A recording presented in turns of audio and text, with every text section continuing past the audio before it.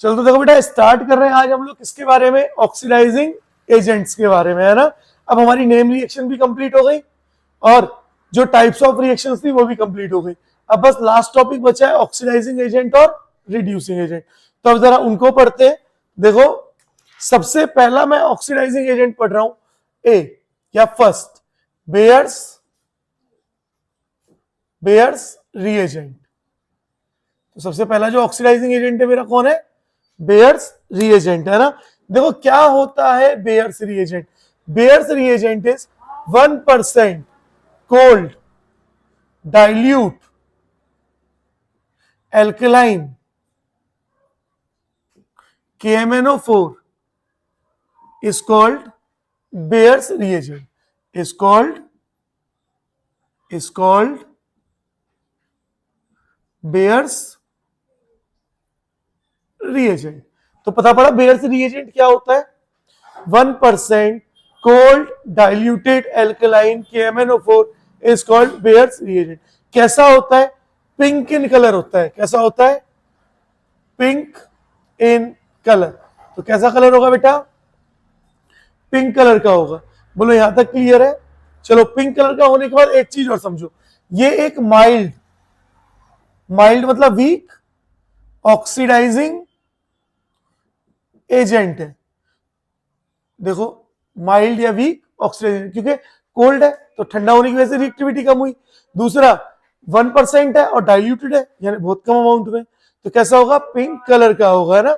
और कैसा है आपका, एक माइल्ड ऑक्सीडाइजिंग एजेंट है। एक चीज और देखो, इसको हम यूज करते हैं, use for test of unsaturation. किस लिए यूज करते हैं, used for test of unsaturation के लिए। इसका मतलब अगर अनसैचुरेटेड हाइड्रोकार्बन है तो हम बेयर्स रिएजेंट टेस्ट भी कर सकते हैं। और कौन सा करते थे, Br2 in presence of CCl4। कैसा कलर था, रेडिश ब्राउन कलर था। याद आ रहा है, साथ साथ नोट करते रहना। देखो और क्या लिख देते हैं, एक इंपॉर्टेंट चीज देखो, यहां पे सिन एडिशन होता है। यहां पे क्या होता है, सिन एडिशन होता है एंड डाइऑल फॉर्म्ड होता है। डाइऑल फॉर्म होने का मतलब दो OH ग्रुप फॉर्म होंगे। क्लियर है। यहां पे इंटरमीडिएट इपॉक्साइड रिंग बनती है। तो हम ऐसे लिख सकते हैं कि इंटरमीडिएट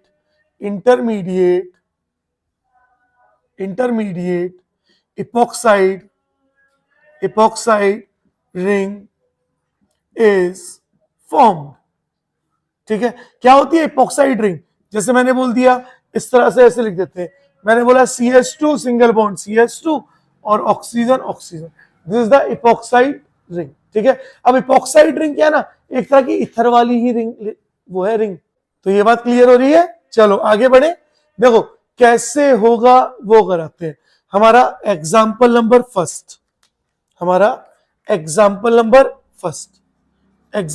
फर्स्ट मैंने ले लिया CH2 डबल बॉन्ड CH2। ये क्या है बेटा, एल्कीन है। जैसे ही एल्कीन को मैं ट्रीट कर रहा हूं 1% कोल्ड एल्कलाइन KMnO4 के साथ, तो क्या होगा, डबल बॉन्ड टूट जाएगा और डाइऑल का फॉर्मेशन हो जाएगा। किसका फॉर्मेशन हो जाएगा, डाइऑल का फॉर्मेशन हो जाएगा। अब देखो इसका कलर कैसा था, पिंक कलर था। और पिंक कलर से अब यहां पर क्या हो रहा है वो समझो, ये हो जा रहा है कलरलेस। क्या हो जा रहा है, कलरलेस हो जा रहा है। बोलो समझ आया। अब देखो एक और एग्जांपल, फिर एक अच्छा क्वेश्चन कराऊंगा ताकि मुझे भी तो पता पड़े कि तुम्हें वो चीजें याद है कि नहीं। पिछली चीजें भी पूछूंगा। देखो यहां पे मैंने बोला CH ट्रिपल बॉन्ड CH, इसको क्या बोलते हैं बेटा, एल्काइन बोलते हैं। यहां पे भी मैंने किसको यूज किया, 1% कोल्ड एल्कलाइन KMnO4 को। कैसा कलर, पिंक कलर। ठीक है, और अब क्या होगा, दो बॉन्ड टूटेंगे तो दोनों तरफ क्या जुड़ेगा, OH and again CH OH और OH जुड़ेगा। और ये कंपाउंड भी कैसा होगा, कलर लेस कंपाउंड होगा।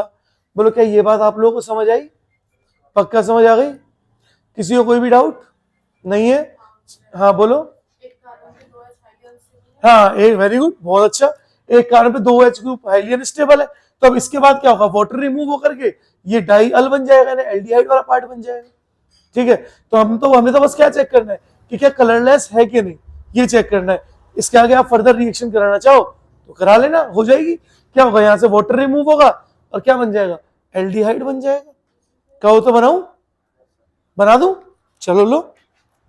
देखो एक कार्बन पे 2 H क्या है, अगर हम आगे की रिएक्शन कराएं तो यहां से देखो हो गया वाटर रिमूव, यहां से भी देखो हो गया वाटर रिमूव, और देखो क्या बना बेटा, H C double bond O, C double bond O और H डाइल बन गया। बोलो दिख रहा है सबको। अब मैं एक क्वेश्चन दूं, देखो मेरा क्वेश्चन क्या है, देखो मेरा क्वेश्चन है, आपके पास है ऐसे लिख दूं, इसको मिटाऊं जरा, ऐसे लिखते हैं। मेरा क्वेश्चन है, आपको दिया हुआ है सिस 2 ब्यूटीन और मुझे बोला गया कि मैं इसमें बेयर्स रिएजेंट को यूज कर रहा हूं, बेयर्स रिएजेंट को यूज कर रहा हूं, और मेरे पास बन रहा है प्रोडक्ट ए, और मुझे बोला गया है A will be, A will be, A क्या होगा, फर्स्ट बोला racemic mixture, racemic mixture, second बोला गया एनेंशियोमर, एनेंशियोमर्स, थर्ड बोला गया meso compound, meso compound, and the fourth one is diastereomer, diastereomers. अब आप मुझे बताइए कि बोलो कौन सा ऑप्शन होगा, क्या आंसर होगा। अरे साइड क्या है, इसको देख के बता दो ना आंसर, कौन सा होगा, फर्स्ट होगा। हाँ हाँ सोचो, क्या ये हमने पढ़ा है, ये पढ़ा है ना मैंने, ट्रिक बताई थी इसकी, याद है। हाँ वही बतानी है ना, ना ट्रिक बताओ, बताओ क्या होगा ऑप्शन। इसके अकॉर्डिंग फर्स्ट होना चाहिए, रेसिमिक मिक्सचर होना चाहिए। चलो देखें ट्रिक क्या थी हमारी, ट्रिक थी हमारी, हाँ क्या थी, कार, ट्रिक थी हमारी कार। सी मतलब सिस एल्कीन, ए मतलब एंटी एडिशन, हाँ, और आर क्या है, रेसिमिक मिक्सचर। अब मुझे एक बात बताओ, क्या बेयर्स रिएजेंट जो है वो एंटी एडिशन कराता है क्या, कौन सा कराता है, सिन। तो अगर सिस में एंटी एडिशन से रेसिमिक बन रहा है तो सिस एल्कीन में सिन एडिशन से क्या बनेगा, meso compound. That mean option is option number third, meso compound is the answer. बोलो समझ आया। तो ये था हमारा फर्स्ट रिएजेंट, बेयर्स रिएजेंट। मैं आपको ये दिखा रहा हूं कि देखो किस लेवल पे क्वेश्चन बनते हैं, है ना, किसी भी लेवल पे, अच्छे लेवल पे क्वेश्चन बन सकते हैं। तो चलो सब लोग नोट कर लो, फिर देन सेकंड रिएजेंट पढ़ते हैं, कर लो नोट।